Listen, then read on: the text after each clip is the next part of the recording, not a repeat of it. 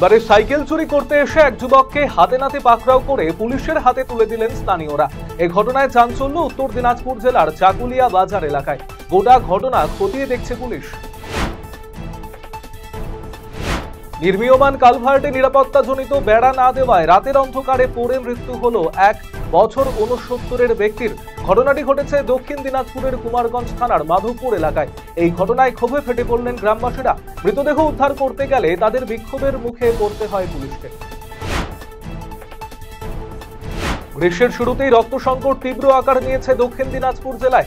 রক্তের অভাবে ব্যাহত হচ্ছে মুমূর্ষু রোগীদের জটিল অস্ত্রোপচার সহ অন্যান্য গুরুত্বপূর্ণ চিকিৎসা পরিষেবা। এই পরিস্থিতিতে রক্ত সংকটের মোকাবিলা এবারে এগিয়ে এলো জেলা পুলিশ প্রশাসন।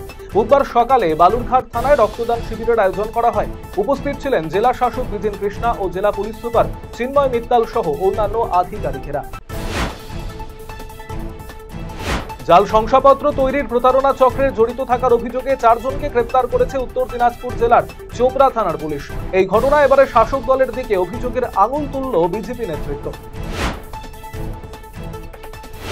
বিভিন্ন সময় চুরি এবং হারিয়ে যাওয়া মোবাইল ফোন উদ্ধার করে তা প্রকৃত মালিকদের হাতে তুলে দিল দক্ষিণ দিনাজপুর জেলা পুলিশ প্রশাসন। বুধবার বালুরঘাট থানায় মোবাইল মালিকদের ডেকে উদ্ধার হওয়া মোবাইলগুলি তাদের হাতে ফিরিয়ে দেওয়া হয়।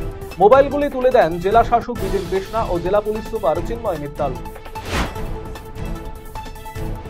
সমবায় সমিতি নির্বাচনে মনোনয়নপত্র জমায় বাধা দানের অভিযোগ এনে বিক্ষোভ প্রদর্শন কংগ্রেসের। এই ঘটনায় বিবাদে জড়িয়ে পড়ল কংগ্রেস বনাম তৃণমূল। বুধবার গন্ডগোলের জেরে উত্তেজনা ছড়িয়ে পড়ল মালদার ইংরেজ বাজারের যদুপুরে। পরিস্থিতি সামাল দিতে ঘটনাস্থলে আসে পুলিশ। ভেজাল এবং খারাপ ওষুধের বিরুদ্ধে লাগাতার অভিযান চলছে কোচবিহার জেলা স্বাস্থ্য দপ্তরের। এই অভিযানে জেলার বিভিন্ন ওষুধের দোকান পরিদর্শন করেছে স্বাস্থ্য দপ্তরের আধিকারিক এবং ড্রাগ কন্ট্রোলের আধিকারিকেরা। এই পরিদর্শনে ওষুধের দোকানের লাইসেন্স এবং সঠিক কাগজপত্র রয়েছে কিনা সেসব বিষয়ও খতিয়ে দেখা হচ্ছে।